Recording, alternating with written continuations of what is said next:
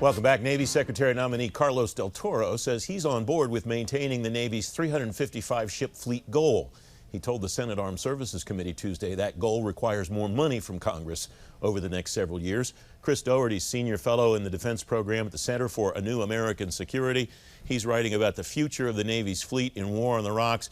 Chris, I love your work because you never mince words. You start this piece out writing, the U.S. Navy's on the verge of strategic bankruptcy, and you have a quote from that great naval philosopher, Ernest Hemingway, from The Sun Also Rises. How do you possibly connect the two of those together, Chris? Welcome.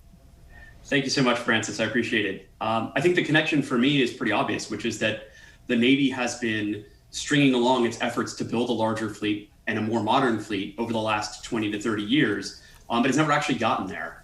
Their 300 ship goal or 313 or 355 ship goal has been around for greater than 20 years, and yet we still have a fleet of fewer than 300 ships. And I think if you look at the modernization efforts of the Navy, a lot of the programs that we thought we would be bringing online right now, like the DDGX or like the CGX, have fallen by the wayside and have been canceled. And so what you see is this bathtub in terms of both capacity and capability, and now increasingly because of constant deployments, you see a bathtub in terms of readiness. And so it's hard to find a place where the Navy isn't struggling to keep pace with the strategic demands placed upon it. And ultimately, that's what bankruptcy is, where we can't pay the debts that we've incurred, and somehow, some way, those debts get called in.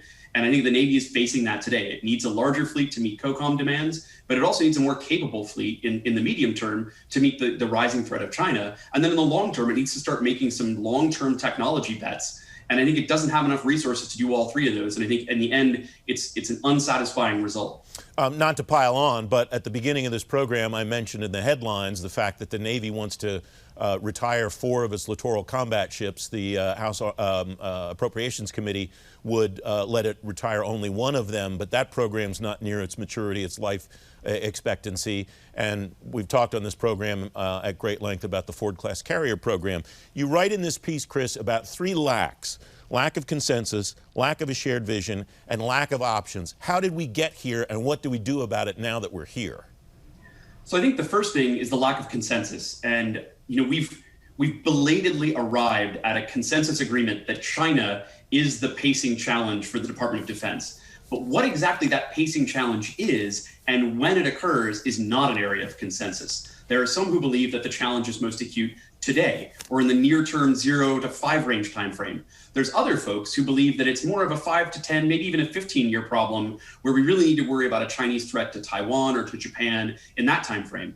And then there's another group of folks who really are worried about the long-term military technical competition with China that spans 30, 40 years and beyond. It's going to, in their mind, make up the inherent portion of the defense competition of the 21st century.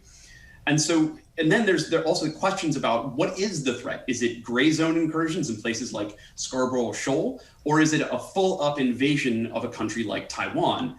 And I think as long as you have disagreements about when the threat might occur and what the threat might be, it's really hard to reach consensus on what kind of fleet that you want to build. Because if you think the biggest threat is conflict and you think the biggest problem is an invasion of Taiwan, you might want a fleet that comprises relatively larger numbers of submarines and other undersea vessels.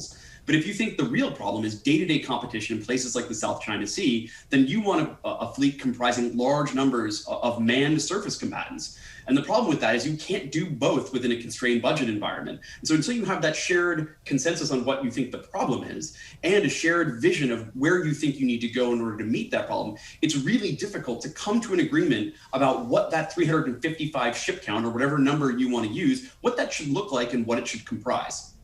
You, regardless of which direction, which camp one lives in among those two, Chris, you write, the Navy's become like a sports team filled with aging superstars. It knows change is needed, but its choices are limited to proven systems with long-term limitations or immature systems with significant technical and conceptual risks. Is the only choice here more money, or are there other choices available to the Navy? I'll be honest, I went into the article thinking that there were options without adding some more money to the Navy budget. And I think that ultimately that may not be reasonable. I think, even though the article makes clear, and I think I firmly believe that more money won't solve the problem, at some point there's going to be a need for additional money to move toward the critical supporting infrastructure in shipbuilding and sort of what I refer to as the maritime industrial base that comprises not just shipbuilding, but also a merchant marine of personnel and all the kinds of things that you need to build a Navy beyond just ships and the yards that build them, but also those that maintain them.